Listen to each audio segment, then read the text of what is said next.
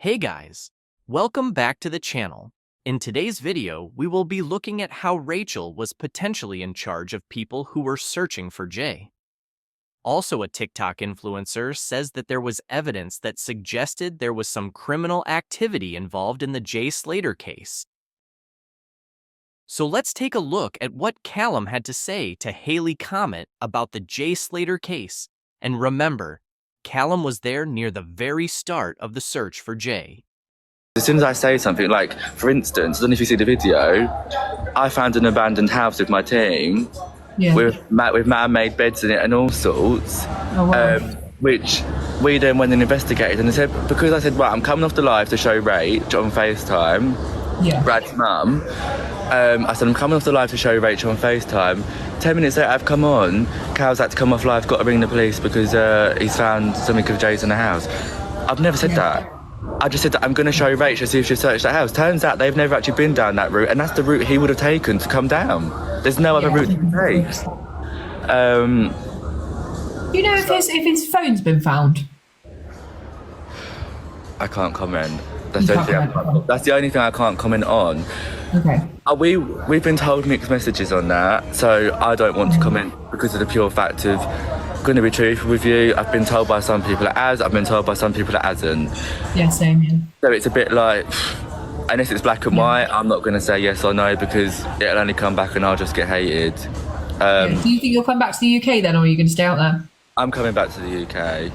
We're withdrawing completely, and I've made it clear to everybody. I mean, we've got a nice little group going. Obviously, you lot only see me and Millie because the others don't speak English, and the others don't want to be known on social media. But there is a nice team of us who, I mean, Millie herself, she's walked that mountain 7 times in the last year, and that might not seem a lot, but that's a lot of coverage. Do you know what I'm saying? Yeah, it's loads.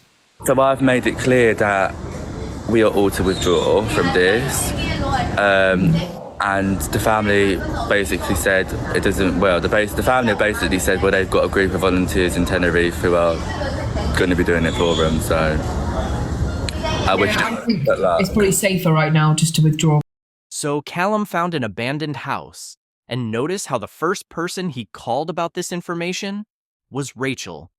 So it seems like everyone was going to Rachel to discuss what's been found and how things are going. Why was Rachel playing such a big part in what everybody else was doing? I bet she volunteered to play that part, and you have to ask why she would do that. Instead of coming to help Brad and just doing some searches, she took over the whole Facebook group, tried to start a GoFundMe of her own, which didn't work out very well, and was speaking to all the TikTok influencers who were doing the searches.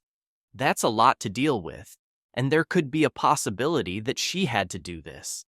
Imagine if Rachel arrived in Tenerife after speaking to Brad, and when she got there, Brad told her everything. Let's just say what Rachel got told was that Brad played a bigger role in this case than we think, and maybe Brad made some mistakes. Rachel's only option, if she wanted to cover any lies up, would be to take over and control what everybody is doing. That would be her only way. Also, Callum talks about Jay's phone being found, and this live was on the 4th of July, so Jay hasn't been found at this point. But what makes this interesting is that some people told Callum that the phone was found, and some people said it wasn't.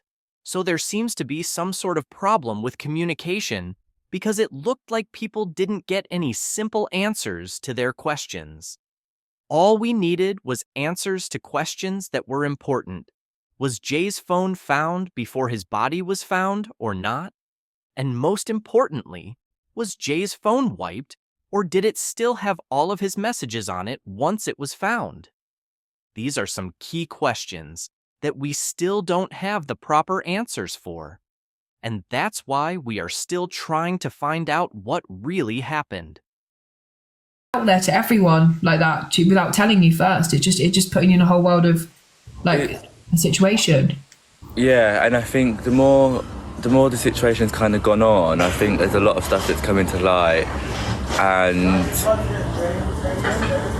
I'm not going to comment on anything else, but all I'm going to say is I think the next few days is going to be quite crucial to be working out what's actually going on, if you get me. Yeah. because I think it's not going to be long before it kind of all comes out. And do you know what? I'm going to admit myself, I was blind to it. Because in my head, I just had it that we were here searching for a vulnerable boy who just needed to be brought home to his innocent mother. And I, even myself, about his past, I stuck up with about his past. And I said, look, that's his past, blah, blah, blah. You can't define people on their past. And now it turns out that actually there's criminal evidence that something criminally has gone on here. Do you know what I mean? So Callum says that there was evidence that suggests that there was criminal activity involved in the Jay Slater case. This is what we want to know, because if the people who actually went out and searched for Jay are saying this, then they probably did have some idea about what was going on. If there was any criminal activity involved in this case, we haven't been told about it, and it has been kept quiet. All we have been told is that it was a tragic accident, and the only thing right about this statement is that whatever happened to Jay was tragic. But whether it was an accident is something that I just don't believe, and it's all right to have that opinion. If you think it's an accident, then fine, that's all right. But you can't tell other people what their opinion should be, and after looking at this case for months, there are so many things that don't make sense, and there are multiple things I can't get my head around. But that's just my opinion. Now I'm like, do you know what? It comes to a point where you kind of... Yeah, it's time to withdraw the search, and if you can't even get the true information of what you're looking for and what's going on, Absolutely.